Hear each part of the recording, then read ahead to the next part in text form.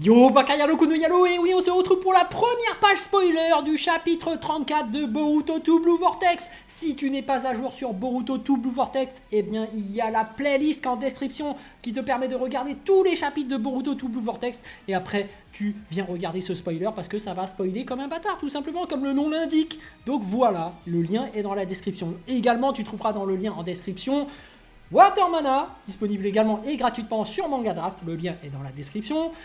Wolfus Zero, qui est également disponible également et gratuitement sur Manga Draft, lien en description. Et bientôt, il y aura le nouveau Wolfus. Mais bref, tu es là pour regarder la fameuse page spoiler de Boruto 2 Blue Vortex chapitre 34. Parce que tout simplement, sur le site officiel de Naruto, il y a une page au hasard qui est prélevée par rapport au chapitre 34. Et donc, on va la regarder ensemble et on va l'analyser tout simplement. Donc, c'est parti, let's go. Hop là!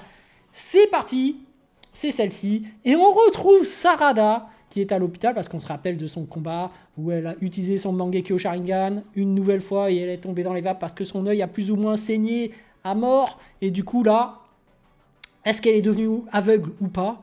Eh bien non, on voit qu'elle voit flou, elle voit plusieurs mains, voilà, ça y est, là, la vision elle est complètement détériorée. On avait peur qu'elle devienne aveugle, mais finalement elle est là. Elle peut toujours voir et c'est quand même une situation très grave. Donc, bon, est-ce qu'elle peut pas changer de lunettes? Tout simplement, on va voir ce qu'il en est, mais bon, je crois qu'elle va regarder de façon très floue. Il est temps de développer autre chose, par exemple le Byakugo, le signe sur le front de Sakura. Comme je vous l'avais dit, ma théorie, c'est que Sarada va le développer. Donc, on va voir si j'ai raison ou pas par la suite, mais voilà. Sarada, qui est à l'hôpital et qui est accompagnée par sa mère, qui l'analyse, qui est infirmière ou médecin même, et donc elle dit « Comme je l'imaginais, il semble que le degré ne soit pas plus du tout adapté, la vision s'est clairement détériorée par rapport à avant. » Bon, fort heureusement, elle n'est pas aveugle, on avait tous peur de ça. Alors, est-ce qu'un œil voit mieux que l'autre? Parce qu'on voit vraiment que lors de son attaque Uzuhiko, c'était qu'un œil qui avait lâché, tu vois, donc bon. On va voir, peut-être que la vue d'un œil est meilleure que l'autre. Donc peut-être qu'elle va commencer à cligner d'un œil. Bon.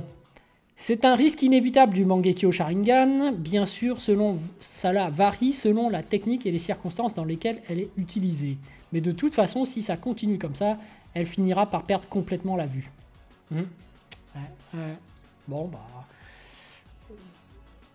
c'est le risque du Mangekyo Sharingan, hein, on le savait déjà, donc il serait temps de passer au Mangekyo Sharingan éternel, c'est-à-dire prendre les yeux de quelqu'un d'autre, ou, comme je le disais, peut-être qu'avec le Byakugo, le symbole sur le front de Sakura, tu peux régénérer les cellules, et donc tu peux peut-être régénérer les cellules de tes yeux, ce qui te permettrait d'utiliser ton pouvoir éternellement. Mais bon, on va voir.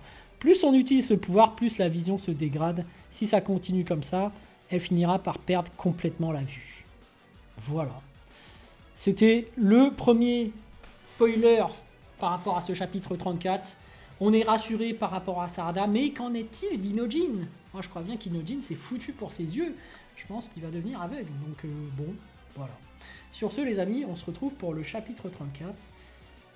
A plus dans le bus, ou plutôt à plus tard dans le car, ou plutôt à bientôt dans le bateau.